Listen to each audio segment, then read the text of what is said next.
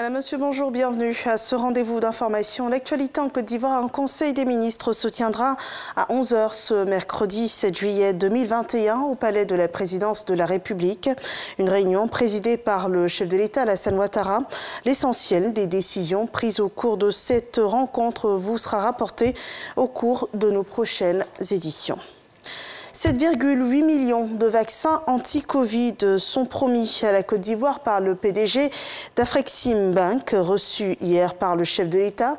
Il a fait le point des initiatives et transactions développées par l'institution qui dirige en Côte d'Ivoire, des transactions qui s'élèvent à environ 3,5 milliards de dollars.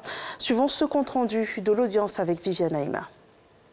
Pour la protection des populations contre la Covid-19 sur le continent africain, ce sont plusieurs millions de doses de vaccins que les États doivent acquérir dans l'urgence. Pour faciliter l'accès aux vaccins et amortir l'hémorragie financière que représente leur acquisition, la Banque africaine d'import-export, Afreximbank, et la Société financière africaine ont signé récemment un accord de collaboration afin de soutenir la fabrication de vaccins sur le continent africain.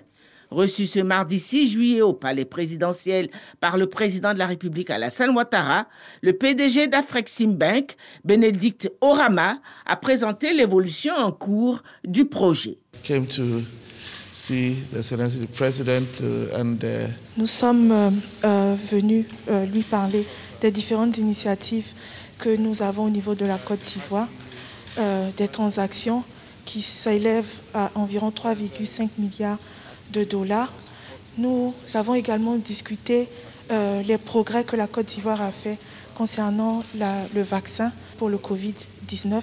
Nous avons également discuté toutes les initiatives que nous avons avec l'Union africaine et toutes les autres entités africaines.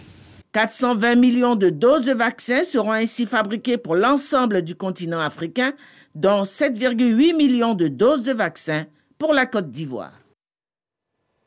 Lutte contre la corruption au sein de l'armée ivoirienne. Le commissaire du gouvernement, le contre-amiral Ange-Kessi Kwame Bernard, multiplie les rencontres pour combattre ce phénomène dans les rangs de l'armée. Après ces échanges avec la Haute Autorité pour la Bonne Gouvernance, c'est le PNUD, le Programme des Nations Unies pour le Développement, qui l'a reçu et il a été reçu par le procureur militaire. Le racket et la corruption au sein des forces de l'ordre étaient au centre des échanges. Un mandat d'arrêt international a été émis par Interpol le lundi dernier à l'encontre de Karim Keïta, l'un des fils de l'ancien président malien Ibrahim Boubacar Keïta.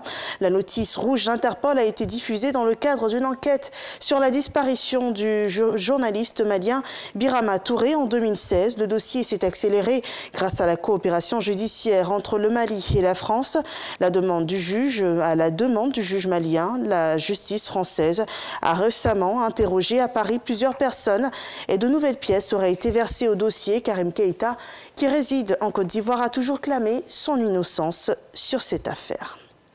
En Algérie, près de 200 personnes ont été prises de malaise après s'être baignées dimanche dernier à Ténès, sur la côte nord-ouest du pays, et ont dû recevoir des soins hospitaliers à la suite d'une possible pollution marine selon les autorités locales et médicales.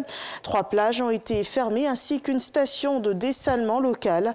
Et une enquête a été ouverte par le procureur général du tribunal dont dépend cette localité de Ténès. Les victimes ont souffert de nausées, de fièvre et de rougeur aux yeux. En France, le plus grand festival du cinéma fait revivre le monde du 7e art en cette crise sanitaire de Covid-19. Hier, le festival de Cannes a levé son rideau scintillant en mettant en scène les stars Marion Cotillard et Adam Driver. Un événement pas très glamour cette année avec des festivaliers qui enchaînent les tests Covid.